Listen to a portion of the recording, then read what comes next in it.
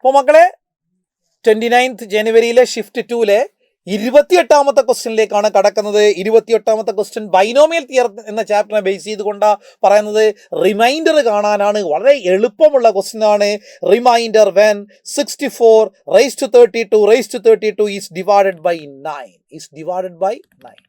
9ന്റെ multiple എടുത്ത് നോക്കുമ്പോൾ 64 അടുത്ത് കിടക്കുന്നത് 63 അപ്പോൾ അതുകൊണ്ട് ഇതിനെ എങ്ങനെ മാറ്റി എഴുതാം?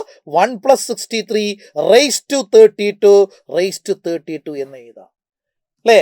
ഇതിന് എന്തുകൊണ്ടാണ് ഡിവൈഡ് ചെയ്യേണ്ടത്? 9 കൊണ്ടാണ് ഡിവൈഡ് ചെയ്യേണ്ടത് എന്ന് പറയുമ്പം ഇത് കിട്ടുക 1 + മൾട്ടിപ്പിൾ ഓഫ് 9/9 എന്നാ കിട്ടുക.